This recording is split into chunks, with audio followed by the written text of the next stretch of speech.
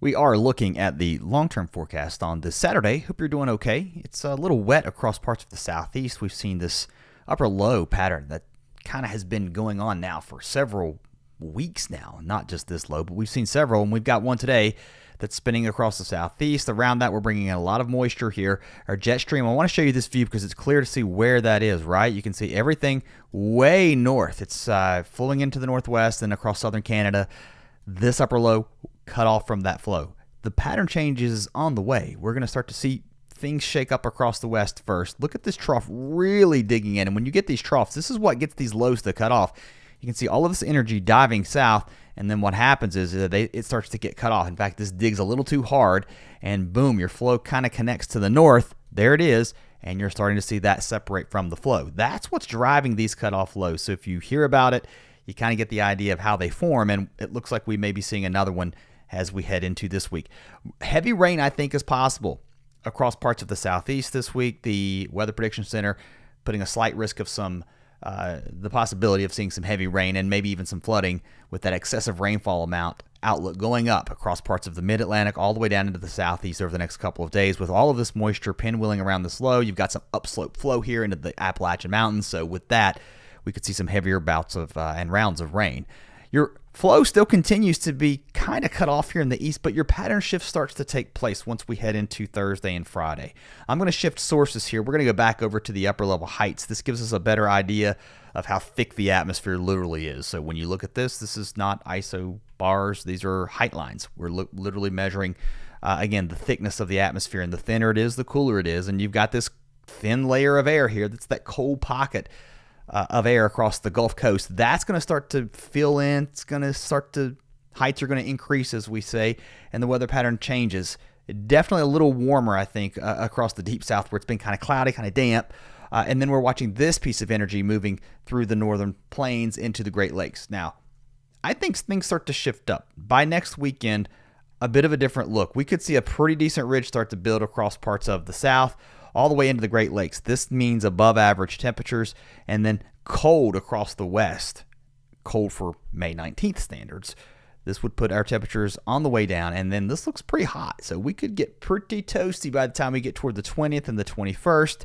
It may not last, though, as some of the models, this is the European deterministic from today. We've still got a long way to go, but it's trying to show an active pattern with some decent westerlies. And I got to wonder, does this mean the severe weather starts to tick up once we get to around, say, the 19th and the 20th? Because this looks pretty ominous. Still a long way away. Something that I'm watching, and I think over the next couple of days we will keep our eye on. So if you're new to the channel, I hope you'll come back and subscribe. Here's where we are today on Saturday, May 10th. We've got a lot of moisture again. We've talked about that across the southeast. Low pressure also spinning here into the northeast. We've had heavy rain here. It's starting to lift out a lot of that moisture moving away, and in between, kind of quiet with some sunshine. A chilly start, though, too, across many areas from the Great Lakes down into the Ohio Valley, the Mid-Atlantic. We were in the 30s in some areas this morning. Sunshine, wall to wall, all across Iowa, back into Nebraska, even into Kansas. Although some of this moisture trying to work north and a little bit further back to the west. You can see it driving into Oklahoma from the east here around this low. So, and northeast winds certainly keeping it kind of cool up into this region. And some of that chilly air was felt this morning with frost in some areas across the Ohio Valley. But now we're looking at the rain over the next couple of days. It could be heavy at times, and we're talking about 3, 4, 5 inches of rain. Again, especially here into the mountains, watch out as we get this upslope flow once we head into Tuesday and Wednesday. I want to back this up just to give you a timeline. These would be your precipitation totals through Monday morning. This would take you into Tuesday. So that heavy rain really moving into North Carolina, Virginia, the upstate of South Carolina once we move into Monday and then into Tuesday, and then that all starts to lift off to the north and east. Severe weather possible on this Saturday along the Gulf Coast, especially here into the panhandle of Florida, southern Georgia, even into central Florida. There could be some strong damaging winds, even a few tornadoes possible. It's a pretty decent risk across the panhandle of Florida. That risk up to a 5% now, so be weather aware on this Saturday. Sunday, that risk pretty much in the same area. It's all associated with that upper low that continues to spin, and then once we move into day 3, this is Monday, more storms here. So you get the idea of why we could see some heavy rain across this area. I'm going to walk you through the surface map over the next couple of days, and then we're going to just look at the entire country. I'm not going to zoom in closely on this video, so we're going to move through it fairly quickly. Your upper low continuing to spin here. Further to the north, ridging upper level heights. So we're going to be warm. Temperatures across the Dakotas, we could see records here. 80s and 90s possible heading into Sunday. Very, very warm. Drier into the northeast. The rain continues across the southeast, and here comes our next system into the west. This is going to bring rain and snow. Snow levels are going to come down, by the way. So into the Cascades, into the Sierra, Northern California. We'll see a little bit of snow by the time we get to Monday and Tuesday with colder temperatures.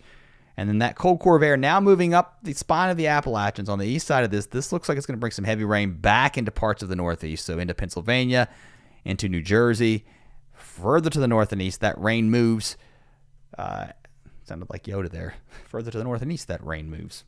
You know what I'm saying. It's going to get a little bit wet here from the mid-Atlantic further to the northeast. And hey, Jazz, thanks for the super chat. Appreciate that today. Hope you're having a great Saturday. And if you're joining the live stream, by the way, if you're just hopping in, you can always back this thing up and go from the beginning.